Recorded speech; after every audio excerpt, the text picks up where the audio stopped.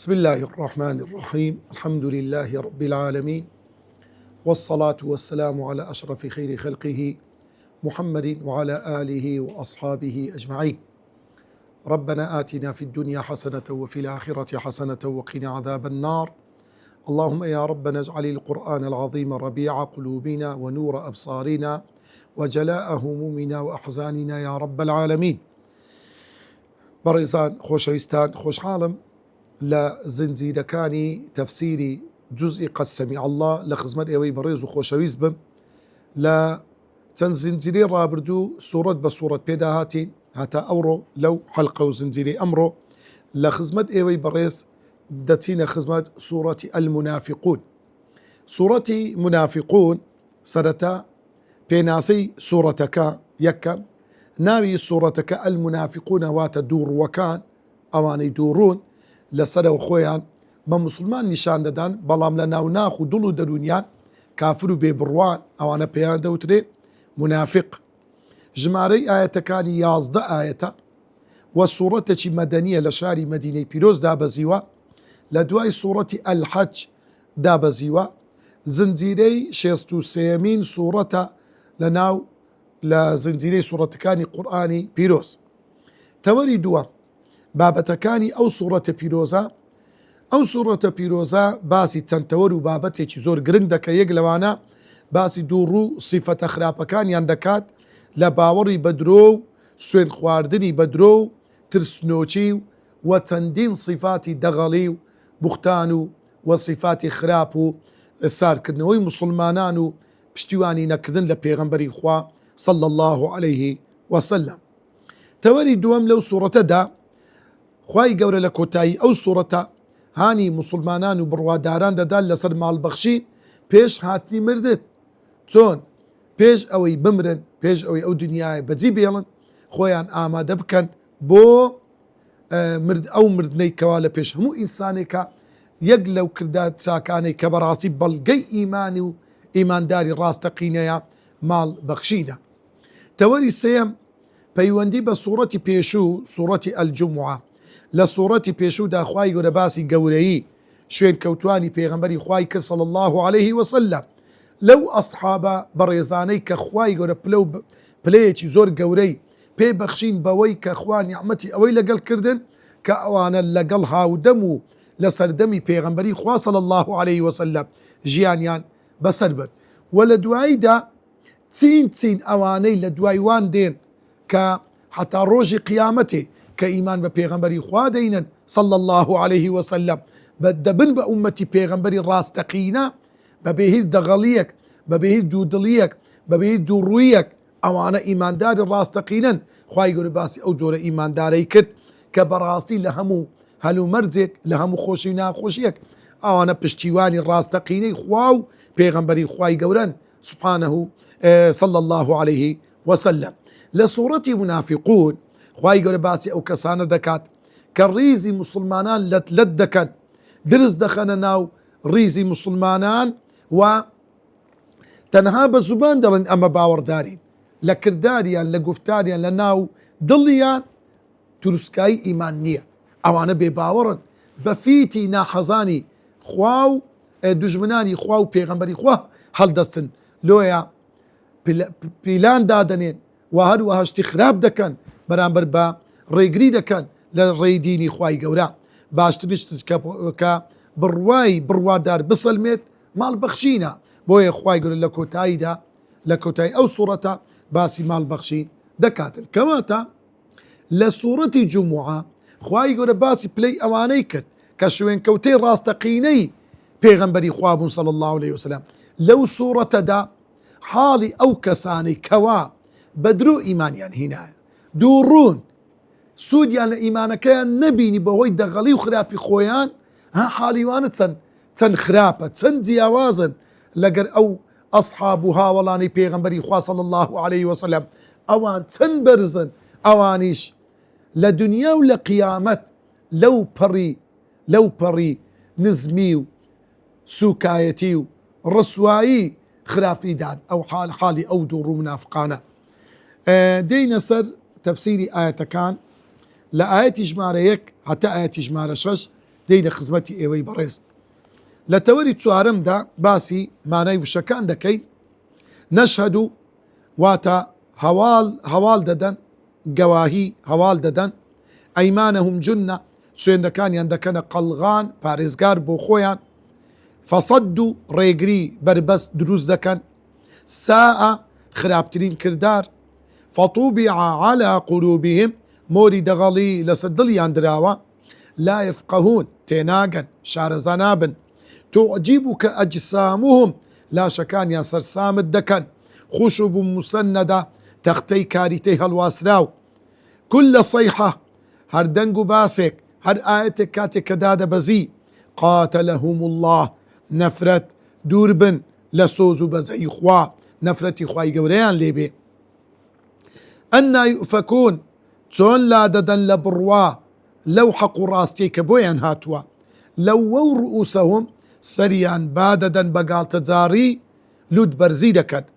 الفاسقين سنور بزين درسو لآين توري ششم تفسير ماني آية بيروزا كان خواهي قول سبحانه وتعالى رود كات پیغمبری خوا صلى الله عليه وسلم قصة لقر پیغمبر دكاو حالي او دورو منافقانا در دخاتو باسيان دكاتو دفنوه إذا جاءك المنافقون قالوا نشهد إنك لرسول الله والله يعلم إنك لرسوله والله يشهد إن المنافقين لكاذبون لو آيتها خواهي يقول بالضبط تصوير حالي منافقة كان دكا تن بملكتي تن بخوبة كمزاني تن بدل صوزي خوني شاندان دينا كنتو أي پیغمبري خوا صلى الله عليه وسلم لقر صحابة كان دور الددن دادنيشن خواهي يقول تصوير حالك كما إذا جاءك المنافقون أقدار بأي پیغمبري خوا صلى الله عليه وسلم كاتي أو كاتي كمنافق كان دور وكان دين لايتو إذا جاءك دين لايتو خويا دين تدلين قالوا نشهد إنك لرسول الله دلين أي پیغمبري خوا صلى الله عليه وسلم إيه مجوكو باقي خلشي تروكو ها ولا كاني تر هاتوي شادي بدين بپیغمبر هاتيتو قالوا نشهد إنك لرسول الله إيه ما شادي ددي كبراستي تو پیغمبري خواي صلى الله عليه وسلم ليرة خواي قول سبحانه وتعالى كبازك بزانا إذا جاءك المنافقون كلمة منافق لزماني عربي لنفق هاتوا نفق يعني تونيل طبيعتي ويا لصرتي دردتي لصرتي ديدري أو منافقانش لصرتي دتون جوري ولا لا پیغمبري خوا صلى الله عليه وسلم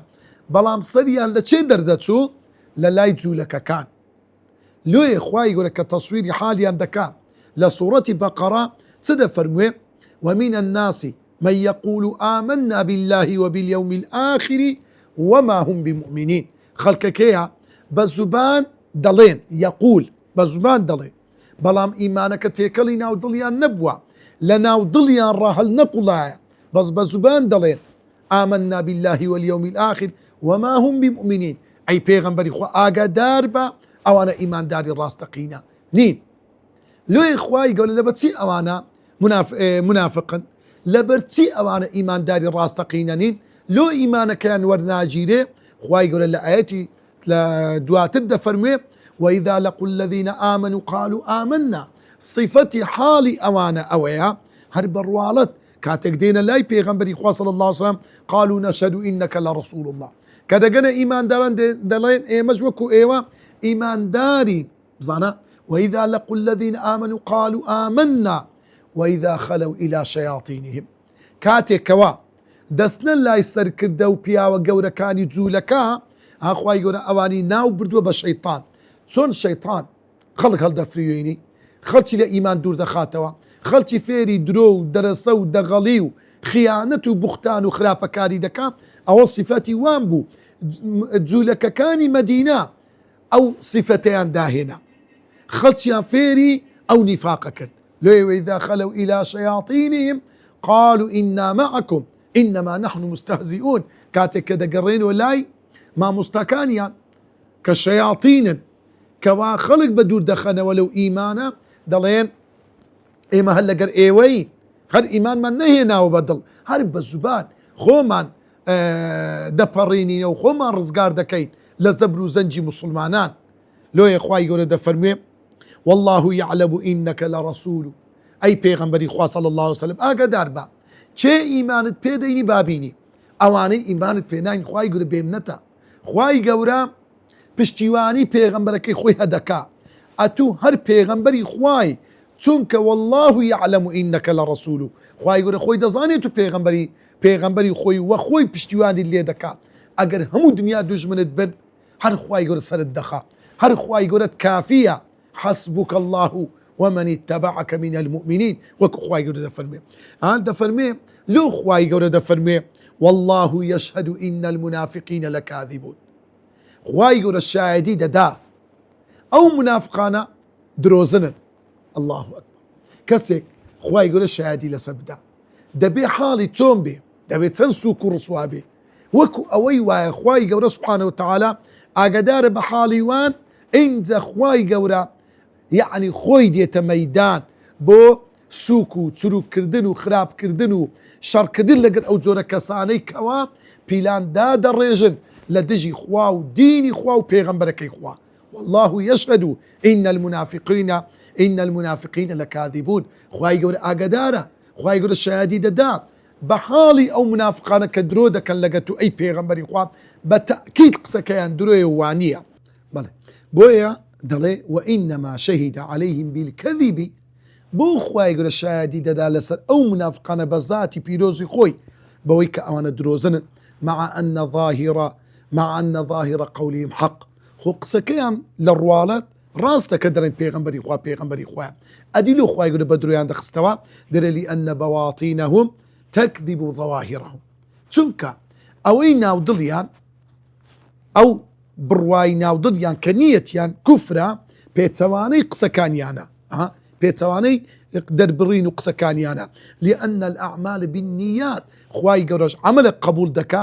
کە نیەتی ناودڵ لەگەر ئەوەی زوبان دەردەبڕێ یەکانگیر و مطابق بی لەگە یەکتر ئەگەنە خوای گەورە عەمەلەکی ناوێ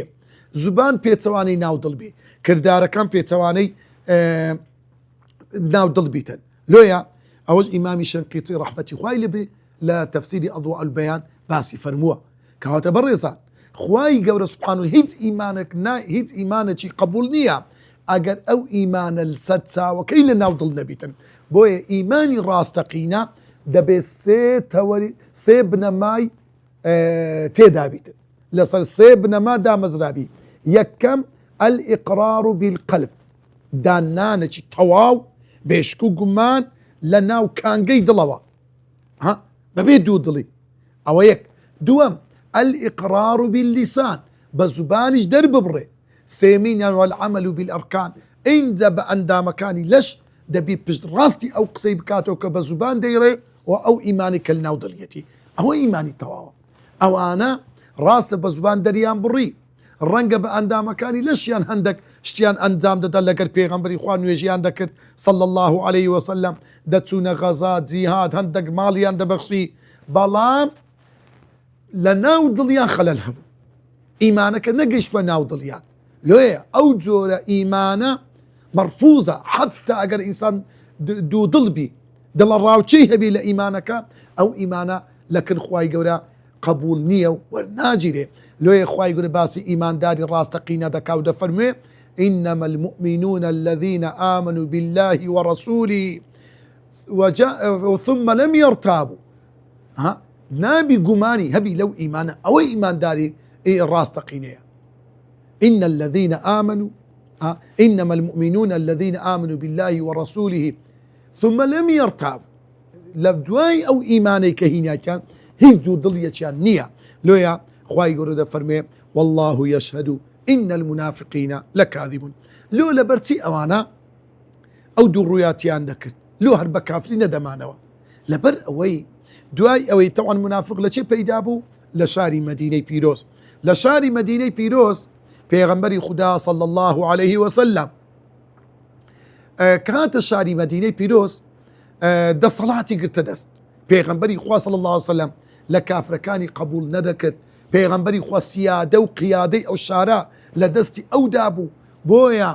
حکمی ئیسلام تەواو جێبەجێ کرا هەموو ئەحکامەکانی شەرعی دەبات جێبەجێ بکرێ لە حکمی ئارە خواردنەوە لە حکمی مرتد لە حکمی وردە ئەحکامەکانی شەرعی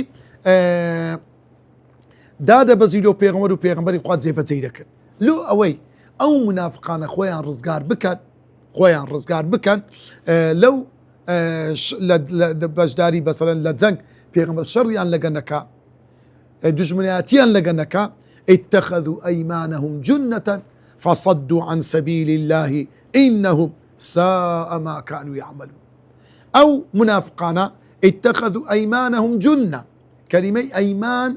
لقر إيمان جدايا أيمان وات السوين دكانيان أو سوين خواردني كدهات لخدمة بيغمبري خوا سوين ديان دخوارد كدهان إنك لرسول الله أي بيغمبري خوا سوين دخوين با خواي قورة أتو بيغمبري خواي أما شكوكما والله يعلم إنك لرسول أوانا سوين ديان دخوان وكو خواي قورة دفرمي يحلفون بالله ما قالوا سوين ديان دخوار كاتكا قسينا راس ديان دكت كاتكا وكفر ديان دكت ديانكو أما قسمان نكر ديان يحلفون لو يكلا صفات منافق زور صندي دخوا أو بدرو بالراس بنا راس صندي دخون اتخذوا أوان أيمانهم أو صند زوراني كديان خوات خواي يقول لي بجمع هنا يتيم سك الصفات أنواع زور صنديان دخوات دائما أجر إنسانك شكو جماني لقسك خويا بي زور صندي دخوا لو يبج راستي قسكاني خوي بكاتو بلام كسي كاتك كوا قسكاني راسته دروسته هيج مشكلة تدانيا ببيم نطق زيدك شي باور دك باورك شي باورناك مشكلة خويتي بلام منافق وانين نا بلكو حمو بنا ما قسكاني لسا صندي دروينا اتخذوا أيمانهم أو سوين دا بدرياني كديان خوارد لاي بيغمبري خواجي رابيان جنة كلمة جنة يعني وكو قلغانك وكو قلايك بو خو باريزي خويان بو اوي كبيغمبري خو شريان لغنكا لغزاكان كخواي يقول فرماني كرت يا أيها النبي جاهد الكفار والمنافقين أي بيغمبري خوا جهاد بك غزا بك لقر همو أو كافران أو كافر بباوركان ولا قد دور وكان طبعا دور وكان أقر بأشكر اشتشيان بكتبايا إعلاني كفريان بكتبايا بوتسوبانا بري كافران شريان بكتبايا بيغمبري خوا شري لقريان دكر بلام لو كاتيك لقر بيغمبر دجيان بيغمبري خوا يتقصي لقنا دكردن ظاهرة كي لي ورد قرتد لو يفصدوا عن سبيل الله بلام أوان أو سوين دبدرو يعني كديان خوار أو إيماني كتنها بالزبان بو لدرة كافر بون جيرابيان بو أو الريقري بكن بلاو بنو ديني إسلام فصدوا ريقري بربستيان دروز دكت بو بلاو بنوي إسلام بو دعوي إسلام بوي بربس دروز كان لبيش دعوة كي بيغمبري خوا صلى الله عليه وسلم بلا إنهم أو كرداري أوان ساء خرابترين كاربو ما كانوا يعملون أوي أوان ديان كرد زرر من دي دنياي تيدا تنكا دائما إنساني دروزون رورشا درو عمري كرت زو كشف دبي بلاو دبتوا لويا حركاتي آيات لسورة توبة ولا سورة منافقون أو سورة ولا سورة نساء ولا سورة بقرة خواي قول لا تندين سورة كاني تر بيتا ناوا خواي قول هيرشي دكر نصر باسي صفات أخراب كاني دكردن خواي قول باسي عيب عارة كاني بدر دخستن عند خواي قول من ذلك بأنهم آمنوا بوي أوان خواي قول بدروزن لقلميان دادا فرمي والله يشهد إن المنافقين لكاذبون ذلك أوان بوي وان ذكرت يعني أو نفاق أو دروي أوان لبرتيبو بهوي أوبو بأنهم آمنوا إيمان يندينا بالزبان ثم كفروا لدواي دادتسون ولاي قوركانيا لدزولك كان إعلان كفر خويا عندك دولة وين دري إنا معكم إما لقل إيه وين وكتازا وآتي خدمانوا بهوي أووا فطبع على قلوبهم موري كفر لصدليان ددرا فهم لا يفقهون بي أوي هست بيبكن بي أوي آقا داربن أوانا براستي موري نفاق لصدليان ددرا دفرموهم لو خواي يقول باسي فهم لا يفقهون أو أنا تيناقن كلمة فقه لزماني عربي وات علمي ورتلا علم إدراك الشيء تيجيشتن لشتك شان يبقى وردك بلان فقه شار زابون لشتك بوردي فهم لا يفقهون أوان بوردي لإيمانك ورد نبوبونوا أو إيماني خواو بيغمبر ديويست صلى الله عليه وسلم أو إيمان دار نبون لو يبرزانو خوش ويستان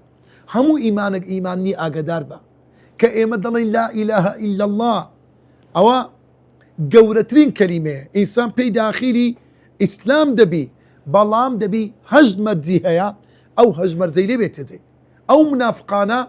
بزبان ديان لا إله إلا الله وكو خلقشي زوري أو سدما لقى الريزم لو مسلمانا دلين لا إله إلا الله بلام لصفات كرداريان أو لا إله إلا الله نية كخواو بيغمبر دبي لا إله إلا الله دبي إخلاصي تدابي قد يقلاكي ولو خوا نقلز بزبان بري لا إله إلا الله بشتواني علمانية بكي بشتواني كساني كدجمنا تي خواو بيغمبري خوادكي أو لا إله إلا الله هيز إسفادة لداك دوم المحبة أو بريخوش يستلو خواو بيغمبري مسلمانا نبيتا سيم القبول همو أوشتاني لا إله إلا الله داوال لي كان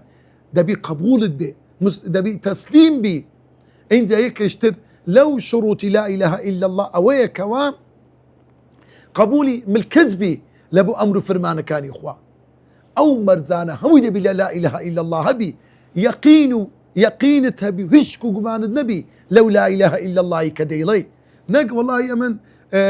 بري مسلمانين إيمان من بقرآن هي بلا والله القرآن لو صدبي أسبك لك داعي والله أو إيمان نية والله أو شكو قمانا لكلامي خواي قوراء انت خواي قوراء وصفي أو منافقان دك دفرمو إذا رأيتهم أي بيغمبري خوا صلى الله عليه وسلم أو منافقانا كاتك تمشي شكل شيوي عندكي تمشي قدو بالا عندكي تعجبك أجسامهم جسميا لا شيئا سرسام الدكن يعني قدو بالا قوراء بياوي زلزل قوراء بلان با قبارة قورة بي أقا عقل نبي أقا دل إجنكا أقا إنسان بعقل بي نكا توا براستي أو بيدا وتوكشتشي ناو بوش لو يا إخواي قورة دفرمو إذا رأيتهم تعجبك أجسامهم لا شو جسميان قدو بالايان زور قورة سرد سور دميني لقدو بالايان بلام عقليان زور بتسوكا خويا تسليمي جولك كان كرديا تنا خوش إنسان ببتا جاشي خلق ببتا عبدي خلق ببتا كسك كراو بيركنوي بدست خوي نبيتا اوان جولك كان دي هنانو ديان بردن وإن يقولوا تسمع لقولهم بياوي هندا قوران اگر بين صلح اگر بين مجلسة جيان للرادقري لبروي بياوي قوران قصيان زور نستقى دفر مكان رجالا أجمل شيء بياوي واتي دابو زور زوانبو كأنهم خشب مسندة خواي قولة دفرمي كأنهم خشب مسندة وكو كاريتي سرخاني يعني أو كاريتي كدرديت برديوار كاتي كما ترسي رخاني هبيتا وكو أو كاريتانا كاريتيها الواسراو وابون دفرمي شبههم بالخشب المسندة لو خواي قولة بكاريتي هالواسراو إلى الحائط كدراية بال ديوار وصف عندك لو لأنهم لا يسمعون ولا يعقلون تمكن نشد تيدغان دبيستن نحقي دبيستن نا تيدغان أشباح بلا أرواح شبحك جسمك قوريا ببيع الروح تيدابي طبعا ليرة يعني ببيع إيمان الروح إيمان روحها وأجسام بلا أحلام لا شتي قورا ببيع عقل وقيل شبههم بالخشب أدي قيل أقدر اللوية بكاريتا بداري أستوري قورا كلا سرخاني يعني ددرت بال ديوار لبروي أو كاريتا ما وقت ميني بورانا ليدا دناوكي بوشا بلام لديوي دري هيت عيبينيا أوانيش بهمان شيوان وكو إمامي قرطبي رحمتي خوالي سودا فرميتن باسي لك يحسبون كل صيحة عليهم أو منافقانا هر هاوارك هر دنجك كلمة صيحة اللي رمى مقصدي بيه أو آيات هرشانية كهرشة لكافر ومنافقان دكا مقصدي يعني أو آياتان كوا دادا بزي لباس كردي منافقة كان هەر ئاەتێک کە دادەبەزی پێغەمبەری خوا بە دەنجی زوڵالی خۆی دەخیندەوە بە تایبەت ئاەتە هەڕەشەکانی دۆزەخ بە یعنی باسکردنی صفاتە خراپەکانیان وا هەستیان دەکرد لەسەر ئەوانە هم العدو فاحذرهم ئاگدار بە ئەی پێغەمبەری خوا دوژمنی ڕاستەقینە ئەوانن لۆ هەن لێرە خوای گەورە کە دەفەرمێ هم العدو فاحذرهم لأن العدو الظاهر دوژمنی ئاشکرا وەکو جوولەکەکان وەکو بتپەرستەکان ڕۆن و ئاشکرا بوو مەترسیان کەمترە لەو دوژمنەیکەوە شاراوەیە و لە ناو هەناو لە دەوروبەریت و دایە فێرت لێ دەکات ئەوە شێخی سەعدی لە تەفسیرەکەی خۆی باسی فەرمووە فاحذرهم بۆیە زۆر هەشیاریان بە زۆر ئاگاداریان بە قاتلهم الله خوای نەفرەتی خۆیان لێبی یان خوای گەورە بیان کوژی خوای گەورە لە ناویان بە کەلیمەی قاتەلە هومڵەکە دەرێتە پاڵ خوای گەورە بە معنەی لعنەت هاتیە لە قورئان قتل الإنسان ما أكفره بمعنى أوش دي يعني بكشتن بتي خواي يقول لنا ناويان با تويان ببرتوا أن يؤفكون تون أو زور بختان هل دبستن تون لا ددن لو ريقا حقي إسلام وإيمان دواي أوي كوا خواو بيغمبريان ناسيا إيماني هنا داريشتن هل دقرينو دتينا آياتي جمارة بيندو شاش كخواي يقول باسيان دكا فرمي استغفر لهم أو لا تستغفر لهم وإن تستغفر لهم 70 مرة فلن يغفر الله لهم دفرمي ابن منذر وقتادة دفرمون عبد الله كوري أبي سلول يانوت خوزقا دا تويا لاي پیغمبري خوا صلى الله عليه وسلم دا تا داوي لي خوجونت بو بكات سري بعدا قلتي قلت يعني وكأنه اشتكي يعني زور بينا خوجو أمن زور بيوسف بو بابتنية هل هذا لين پیغمبري خدا صلى الله عليه وسلم زنجي برباك لقربني مصطلق لسر آوي كبي دوترا مريسيع كدا كوت شوينك بناوي قديد لنزيق روخي دريابو تشيشي كوت نيوان كريكارتي بيشوا عمر يعني عملك يقل كريكاركاني بيشوا عمر رضا ورحمتي خوالي كناوي جهبو لقلها وبيماني عبد الله كوري أبي كناوي سينان بو لسر آوي كلشوينك بي دوترا مشلل جه هاواري كوتسراني كت سيناني هاواري أنصاري كاني كت جه بوكسيتشي لسينان دا كالبري عبد الله كوري وبي كوري سلول بو أوانا أنصارينا أوانش كوتسر عبد الله كوري وبيوتي براسي ليان داوي بنفركي خوي كوتي براسي ليان داي سوين بخوانو مني إيمو أوان وك أوي كدليت ساقكت قلو بك دوايش بتخوات أوانا وقصدي تشيها پیغمبر مسلمانان سوين بخوا اگر بگرینو بو شاری مدینه دەبێت سەرفراز و پیاوە گەورەکانی ئێمە سەرشۆڕ و زەبوونەکان بە دەربنێین یعنی لە مەدینەی دەریان بکەین مەبەستی پێغەمبەر و مسلمانان بوو پاشان بە خەڵکەکەی وت خواردنەکانتان هەڵبگرن و مەیدەن بۆ پیاوە ماڵەکانتان مەدەن بەو کەسانی کە لە لای ئەون تا پەرتەی لێ دەکەن و وازی لێ دێنن زەیدی کوڕی ئەرقەم وتی کە لە کۆمەڵەی عەبدوڵڵا بوو سوێن بەخوا تۆ ڕیسوا و سوچی لە ناوگەل و هۆزی خۆت ئەی عەبدوڵڵا خزمی خۆشتی قسەی پێ دەڵێ بەڵام محەممەد صلی الله علیه وسلم لای خوای گەورە زۆر بەڕێزە خۆشەویستە لای مسلمانان سوێن بەخوا لە مەودووە بە هیچ شێوەیەک تۆم خۆش ناوێت عەبدوڵڵا وتی بێدەنگ بە تەنها من گاڵتەوە بە گاڵتەوام وت اینجا زەید هەواڵەکەی بە پێغەمبەری خوا گەیاند صلی الله عليه وسلم بەڵام ئەو سوێندی بە خودا خوارد کە ئەم کار و قسەی نەکردووە ئەو نەیکردی ئەو قسەی نەکردیا پێغەمبەری خدا صلی الله عليه وسلم عوزری لە بۆ هێناوە زەید دەڵێ لە دڵمدا شتێک پەیدا بوو زۆر دڵتەنگ بوو خەڵکانی گلەییان لێم کرد وتیان لۆ قسەت جێڕاوە دوای ئەو سوورەتە دابزی سەبارەت بە بەڕازدانانی زەید و بە درۆخستنەوەی عەبدوڵڵا اینجا بە عەبدوڵڵایان وت چەندین ئاەتی زۆر تون دابەزیوە دەربارەی تۆ بڕۆ لای پێغەمبەری خوا داوای لێخۆشبوون بکە با لەو گوناحانەت داوای لێخۆشبوون دۆ بکە لە خوای گەورە ئەو سبب نزولە ئیمامی بوخاری و مسلم هێناویتیانەوە مجاهید و هەروەها مجاهید و قەتادە دەفەرمون پێغەمبەری خوا صلی الله عليه وسلم فەرمووی سوێن بەخوا زیاتر دەکەم تا 70 جاریش تەمان خوای گەورە فەرمووی استەغفر لەهم ئەی پێغەمبەری خوا صلی الله عليه وسلم ئەگەر تۆ داوای لێخۆشن بکەی لە عەبدوڵڵا یان لە هەموو ئەو منافقانە ئەو لا تستەغفر لەهم یان داوي ليخوشبون لأخوة يقول نكي بويان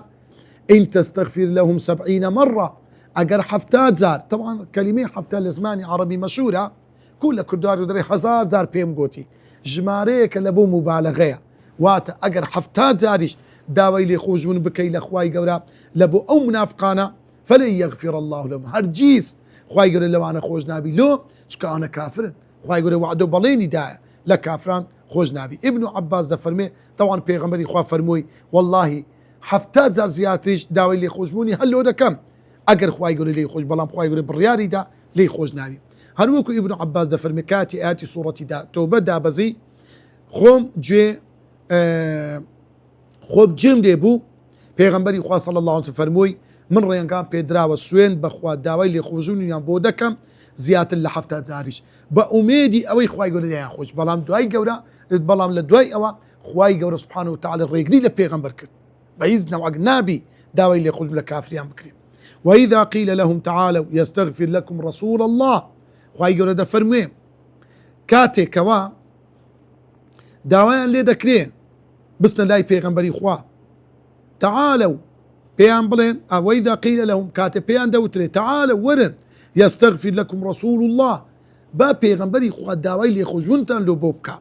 لووا رؤوسهم سريعا بعددا بيان شتي عجائبة توني ما داوي لي يخرجون لبيغمبري خوا بكي وكلود برزي ورأيتهم يصدون وديان بينين ريغري دكان بربرز دروز دكان لخلتش نسنا لاي بيغمبري خوا صلى الله عليه وسلم نبو إيماننا نبو داوي لي يخرجون كردن لبيغمبر لخواي قولا وهم مستكبرون لبرئوي أمانة خوبك زلزانا مستكبر يعني هيتي تدانية بخوي بلام خوي بقولة دادنيتن استكبر همزة وسين وتاء لبو طلبية خوي طلبوا داوي قوريدا كان لهم لبرئوي عبد الله كوري أبي سلول يعني بربركاني وتشيش ما تشيش بيبو لقر بيغمبر ديقوم نيش هاوشاني بيغمبرم تكبر لوي بيغمبري صلى الله عليه وسلم كوز بكالو شاري مدينة لحد صدي جيشني بيغمبري خوا شاري مدينة خلشي شاري مدينة كوبونوا قورق لو خيان دابنين أو قورة بالريار بوشيبي عبد الله كوري أبي سلول لويا كبيغمبر هات أو بلانا حلوة شاوة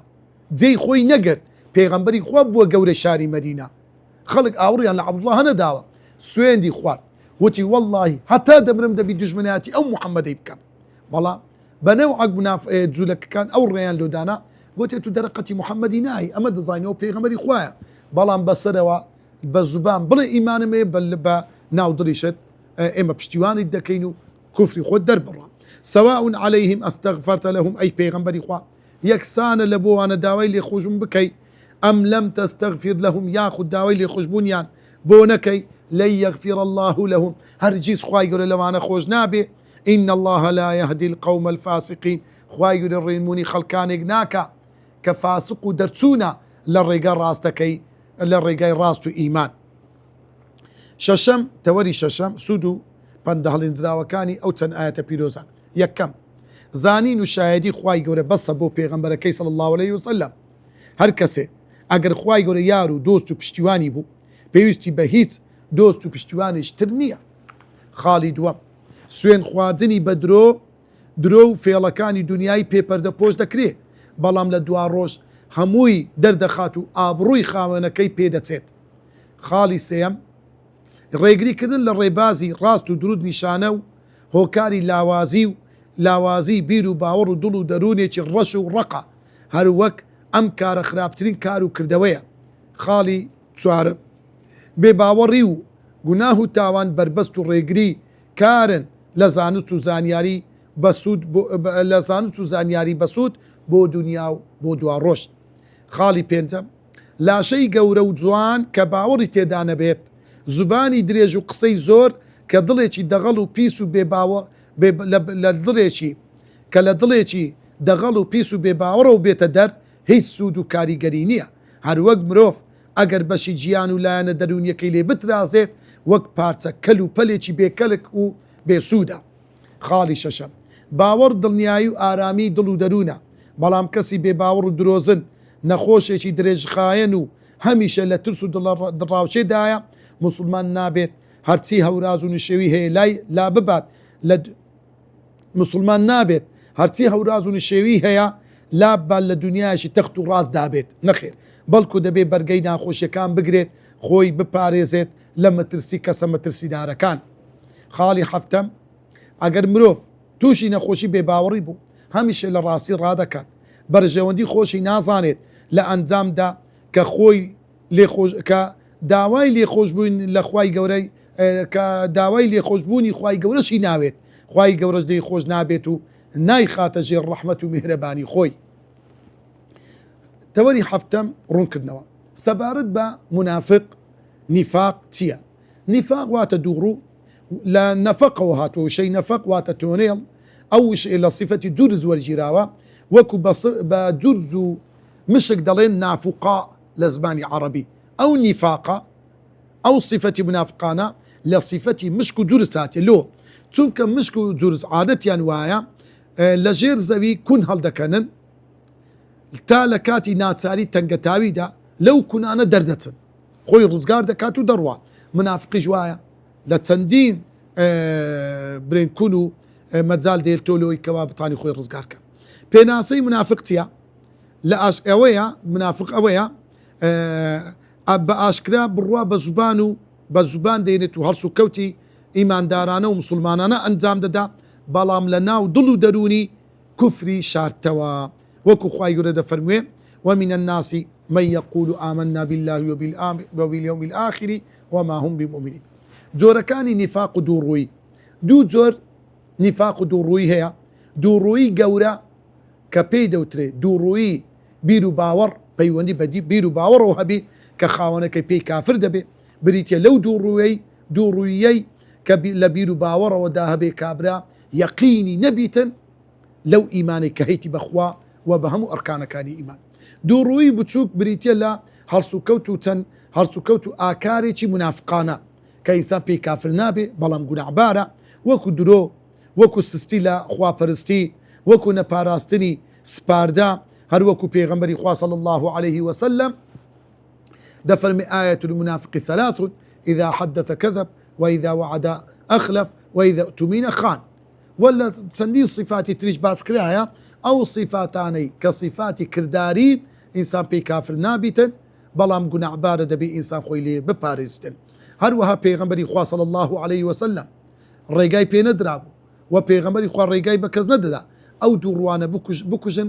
مەگەر بەگەر جەیش و سوپای کافرەکان بکەون لەگەرەوە شەڕیان کردبی ئەو کاتە کوژراینە ئەجینە ئەگەر یعنی کوفریشیان کردبیتن داوای تۆبەیان کردبیتن پێغەمبەری خوا لێی قبول کردینە عوزری لە بۆ هیناینەوە عوزرەکانی قبول کردینە کەواتە منافق بەدەستی پێغەمبەر نەکوژرایە دەیفەرموو هەتا نەڵێن پێغەمبەری خوا هاوڵەکانی خۆی دەکوژی. یەک خاڵ زۆر گرنگە وەکو کردداری عملی لەو چەند ئاەتێکە هینامان ئەو یەکشت زۆر مهمە هەمیشە و بەردەوام ئینسان بە ئیمانی خۆی دابستەوە چونکە بەڕاستی پێغەمبەری خوا دەفەرمێ صلی الله عليه وسلم ئیمان دەڕزی لاواز دەبی بێهێز دەبی وەکو جلک و بەرجی ئێوە چۆن کاتێک کە زۆر دەشورێ و لە بەردەکرێ